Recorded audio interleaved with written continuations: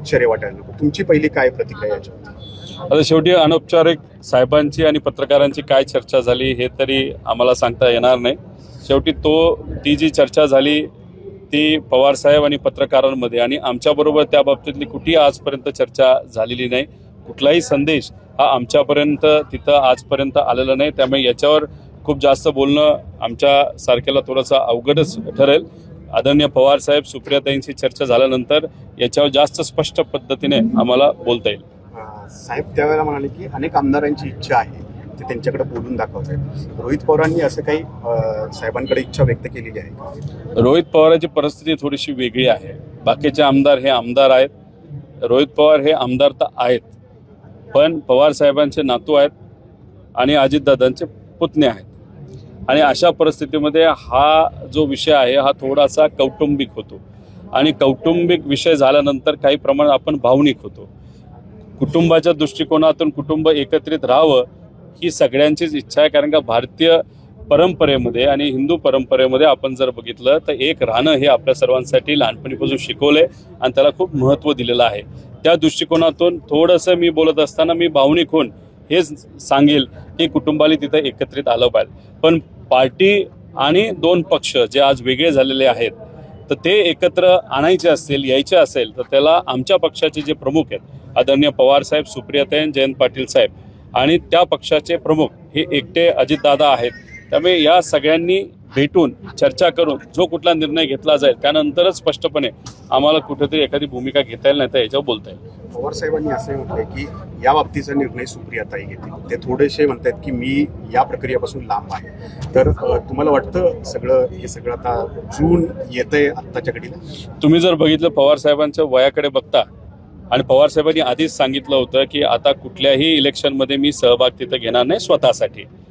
आता याच्यातच महाराष्ट्रामध्ये देशामध्ये जी काही परिस्थिती होती लोकसभेच्या आधी ज्याच्यामध्ये संविधान बदलण्याची भाषा काही जण तिथं करत होते आणि बरंच काय होतं, त्यावेळेस पवार साहेबांनी निर्णय घेऊन सुद्धा पवार साहेबांनी लोकांच्या हितासाठी, महाराष्ट्राच्या हितासाठी इलेक्शनमध्ये लक्ष घातलं. डॉक्टरांनी सांगून सुद्धा दररोज 4-4 बैठका, मीटिंग, सभा तिथं घेतल्या.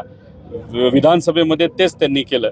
आता आम्हाला थोडंसं असं वाटतं की त्यांनी आरोग्याची त्या ठिकाणी काळजी घ्यावी. पण असं असताना पवार साहेब ॲक्टिव्ह इलेक्शनमध्ये नसले तरी ते आमचे मार्गदर्शक आहेत. त्यामुळे निर्णय हा पवार साहेब घेतील, नाही तर सुप्रियाताई घेतील. सुप्रियाताई हे काही झालं तरी पवार साहेबांचं मार्गदर्शन घेतील, नाही तर आम्ही पवार साहेबांचं मार्गदर्शन घेऊ. आणि पवार साहेबांनी जर सांगितलं असेल तर सुप्रियाताईंनी पुढाकार घेतला पाहिजे. तर त्या गोष्टीचं स्वागतच आपण केलं पाहिजे. नवीन पिढीच्या ताई आहेत, त्यांनी जग तिथं बघितलेलं आहे. आजची परिस्थिती, कार्यकर्त्यांचं मत, आमदारांचं मत हे सुप्रियाताईंना तिथं आता माहिती आहे, पवार साहेबांना माहिती आहेच. त्यामुळे आता सुप्रियाताई काय निर्णय घेतात, पण सुप्रियाताई नाही तर पवार साहेब कुठलाही निर्णय घेण्या अगोदर एक ऑफिशियल बैठक बोलवतात. कारण का आमच्यामध्ये लोकशाही हे आहे. आम्हा सगळ्यांना बोलवलं जाईल, आमच्याबरोबर चर्चा केली जाईल आणि त्यानंतर सगळ्यांची मतं घेऊन योग्य असा निर्णय तिथे घेतला जाईल असं मला तरी वाटतं. या वक्तव्यानंतर आपलं पवार साहेब किंवा सुप्रियाताईंशी काही बोलणं झालंय? पवार साहेबांना फोन कधीच मी तिथं केलेला नाही. पवार साहेबांचा फोन आला तर त्याला फक्त मी उत्तर तिथं दिलेलं आहे. कारण एवढे मोठे नेते आहेत, त्यांना फोन करून बोलण्यापेक्षा भेटून बोलणं हे महत्त्वाचं आहे. उद्या साताऱ्याला कर्मवीर भाऊराव अण्णांची तिथं ते आपली रयत जी संस्था आहे तर त्या संस्थेची बैठक आहे. त्या बैठकीमध्ये मी तिथं भेटेल, वेळ मिळाला तर नक्कीच तिथं मी बोलेल. सुप्रियाताईंशी फोन करण्याचा मी प्रयत्न तिथं केला. अतिशय महत्त्वाची बैठक सर्वपक्षीय या देशाच्या सुरक्षिततेसाठी केंद्र सरकारने तिथं बोलावली आहे. सुप्रियाताई महाराष्ट्राचं प्रतिनिधित्व तसंच आमच्या पक्षाचं प्रतिनिधित्व करण्यासाठी त्या ठिकाणी जाऊन लोकांचे मत जाणून लोकांचं मत तिथं मांडत आहेत, त्यांचं मत जाणून घेत आहेत. तर तिथं असल्यामुळे त्यांचं माझं अजूनपर्यंत बोलणं झालं नाही, पण जसं होईल तसं जास्त स्पष्ट काही गोष्टी मला कळतील. भुजबळ साहेबांनी एक पुढचं पाऊल टाकले. ते म्हणतात की मी मनोमिलन घडवण्यासाठी पुढाकार घेतो. मी एवढंच सांगेल, 7 वर्ष झालं मी राजकारणात आलेलो आहे. जे आपले भुजबळ साहेब आहेत 40-50 वर्ष झालं राजकारणामध्ये ते आहेत. विविध पक्षामध्ये त्यांनी तिथं कार्य केलं आहे. पण काही झालं तरी पवार साहेब आणि अजितदादांना ते फार जवळून तिथं ओळखतात आणि त्या दृष्टिकोनातून राजकीय ओळख आणि एकत्रित काम केल्यामुळे त्यांनी तिथं इच्छा ती व्यक्त केली असावी. पण शेवटी हा पार्टीचा जसा विषय आहे तसा कुटुंबाचा सुद्धा विषय आहे आणि अजितदादा आणि सुप्रियाताई हे कुटुंबीय आहेत. त्यामुळे जर चर्चा करायची असेल, चर्चा झाली नाही झाली हे आम्हाला सांगता येणार नाही. तर मग या भाऊ बहिणींना तिथं चर्चा करावी लागणार आहे. पण कुठलीही चर्चा झाली तरी शेवटी लोकशाही टिकवण्यासाठी आमच्याबरोबर जे आमदार आहेत, जे पदाधिकारी आहेत, त्यांना सुद्धा विश्वासात घेतल्याशिवाय कुठलाही निर्णय हा आदरणीय पवारसाहेब सुप्रियाताई घेतील असं मला वाटत नाही.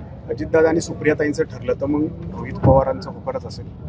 आधी ही फक्त चर्चा आहे, या चर्चेला कुठेतरी एखादं रूप तिथे येऊ द्या आणि जेव्हा आमच्यासारख्या लोकांचं मत तिथं घेतलं जाईल तेव्हा मी तिथं व्यक्त करेल. कारण मी शेवटी आता आमदार आहे, पण ही चर्चा आता फार मीडियाच्या आणि लोकांमध्ये रंगायला लागल्यामुळे आणि ही पार्टीची भूमिका असल्यामुळे मी जर चुकून या अशा परिस्थितीमध्ये माहिती नसताना जर काय बोललो तर काय बऱ्याच गडबडी तिथं होऊ शकतात. त्यामुळे या अशा परिस्थितीमध्ये मी कमी बोलणं आणि बैठक झाल्यानंतर बोलणं हे उचित ठरेल असं मला तरी वाटतं, जर बैठक होणार असेल तर.